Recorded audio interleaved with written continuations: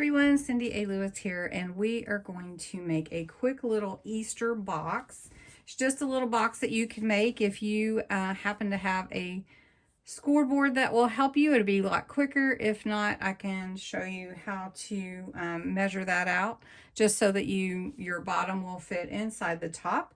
We're going to use some fun papers here that are kind of springy, and we're going to use this Happy Easter sign that I got from Dollar Tree. We're just going to take it apart and use the little piece as part of our Easter box decoration. So super simple.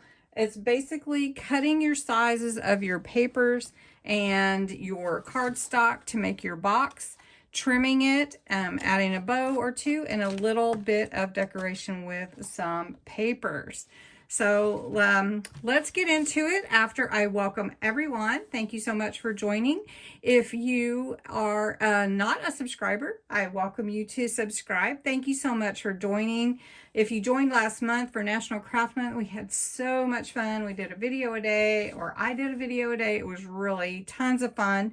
And I'm kind of challenging myself to keep up the pace. So we'll see how I do. And if you are already a subscriber, thank you so much for being a subscriber and part of my YouTube family. I'm excited that you're here tonight, and we're not having a drawing. It's Friday night, but the next big drawing is for 1821, and that celebrates 3 years ago. I accumulated 1,000 subscribers. That's a big step for someone on YouTube, and I have a video that I will link below that you can go and enter. It is for my subscribers to celebrate you, and it's a big giveaway. So all right, let's jump in. Okay, we're gonna just make a square box. So I have 2 pieces of cardstock cut 8.5 by 8.5, and I'm going to make my box about 1 inch deep, and this is for the top of the box. And so I'm going to measure 1 inch. So I'm just going to score 1 inch here, and I'm going to turn it over and turn it and score 1 inch all the way around. So just you would keep turning if you have a scoreboard. Just keep turning. If you don't, measure 1 inch and use your scoring tool, whatever it is that you use, and score your paper at 1 inch on all 4 sides like that. Now I'm going to take my other sheet, and I'm going to flip this board up a little bit so that you can see. Okay, and on my score board it says base measure from here. So instead of measuring from the left side here, I'm going to measure from the right, and I need 1 inch. So it's moved me in about 1/8 of an inch. So if you're making this without a scoreboard, you want to score inside like 1 1/8. So this is my score, and if you're not comfortable with scoring up, you can follow your scoreboard up. And then I'm going to come over here, make sure you're up against, just flip your paper, go on the 1 inch. And I do go up and down. And I think I missed that a little bit. All right, then just get on your 1 inch, go up. Make sure you don't get off, because your measurements will be off. All right, there we go. I'm doing it kind of at an angle for you, and so it's hard for me to see my lines. All right, so now you have your box top and your box bottom. Now what you can put in here is all kinds of fun treats for whomever you're making your box for. This is just a simple box that we're gonna make. So then you take your scissors and you just cut at the line there up to where your corner is, and then cut out a little triangle. And you just do that all the way around. Now you can cut to the same you want, but it's just easy just to flip it around and cut out a little triangle. That's going to be where you fold. So I'm going to do that to the other one. The next thing that you want to do is you want to fold all your lines in. So you can use a scoring tool, or you can just use your hands to fold your lines, fold on your folds. And this is called burnishing, if you didn't know that. And then just fold them all. And then you're going to want to fold also your little tab here that you created. So you want those to fold. And then you want them to line up here with the side of your, now you can use your tool there too. Want to be careful not to put any marks on there that you don't want. So, all right. So now you've got that one ready, and you want to do you want to do both your top and bottom the same. Now, what would you put in your little box for Easter treats? I'd like to know. All right, so we're almost done. I was thinking about doing a craft with me video series where you gather all your supplies and we craft at the same, you craft with me, which might be a longer set of videos. So just wondering if you'd like to do that. All right, now what you need to do is you can use your tape runner, or you can use hot glue, but you want to put your box together. So you're going to put, for instance, if we use the tape runner, you're going to want to put tape all on there on your tab. And you want to make sure you get it all on there so that it's going to stick. If you put something super heavy in it, I would consider a heavier glue. And then you're going to just put them together. Put all your sides together like this. And put them all together. And all right. So there we go. And then we're going to do this one. And then think about, you're going to want to put it on the side where you're going to be gluing. So it's going to be the outside of your tab. Just like this. All right.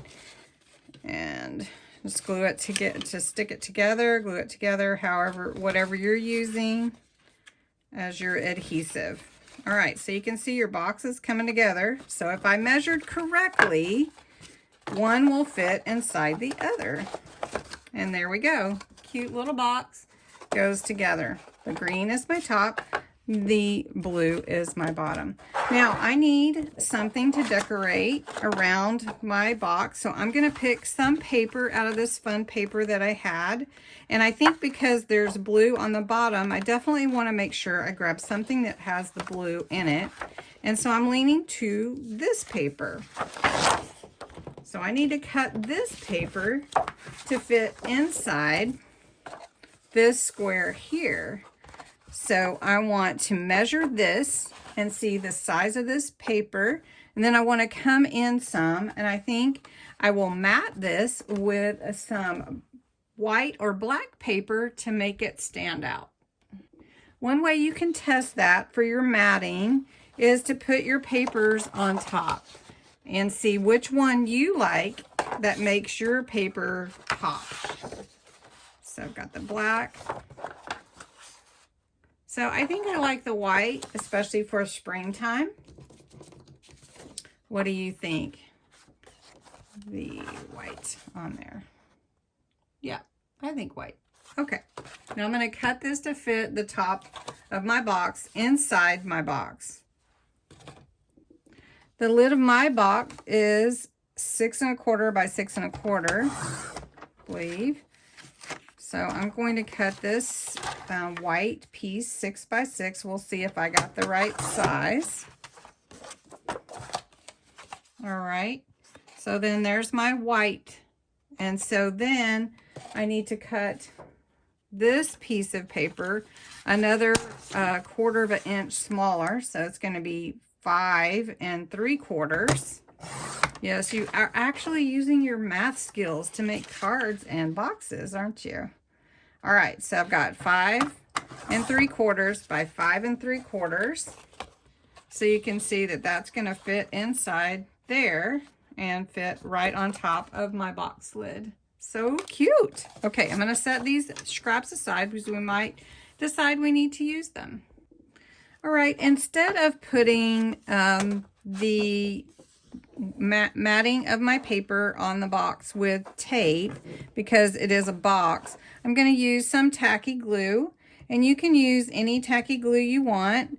This is some glue that I bought from Crafter's Companion that I wanted to try. So, and wet glue does give you some ability to adjust once you lay down your papers. And so that looks pretty good. You can move it around if you want to and get it exactly where you want it. And if it seeps out of the edges, you can just wipe that off and it will dry really nicely. All right, let's see. Not quite even. There we go. Then if you need a little more, you can always put a little more. All right, so now this one I can use my tape runner for. And we'll do that. Okay. All right, here we go. And there's that. How cute. Right, I have this really cute sign from Dollar Tree and I wanted to use it. And I could do happy on there. I could do the bunny, which is adorable. Or I could just do Easter, which I like the Easter. This only thing is this right here, this where this staple came through. So we're going to take this Dollar Tree sign. We're just going to take this off, this ribbon. And the staple looks like I'm going to have to get some pliers. Let me do that. Now that is going to be so cute. So the glue that I'm going to use to put this sign on is hot glue. So I'm going to take, because it's really heavy, so I'm going to take a good amount of hot glue and put it on the back of this. And I ran out of glue. Put it on the back of my sign before it dries. Again, real life crafting, guys, you know. All right, so I'm going to take this sign and line it up on my frame. And then just work it in so that it will stay. Have very little time when it's hot glue, but how cute is that? And it would be cute just like this, wouldn't it? Wouldn't that be cute? But Dollar Tree also has these cute floral garlands that I showed you. And you could add something like that on there. Or you could add just some ribbon. And I have some really fun ribbon here. I have some ribbons here. Some really fun ribbons. But I like this blue. And it would be cute because of the blue in there. And so I could just make a little bow. And you can just take your bow, your loops, and I don't know how many of you tied your shoes that way, but I actually didn't. But then you can just pull your tails through, your bunny ears, if you want to call them that, and make you a little bow, just like that. And then you can adjust your loops, just like that. So say you wanted that. I'm going to cut that, and I'm going to put my bow right here over those couple of staple parts that I didn't like. And then if you have other decorations you want, but then just take your ribbon or some jute and wrap it around your little box here. Put your goodies in there, wrap it around. Tie your bow, and you are set to go for Easter.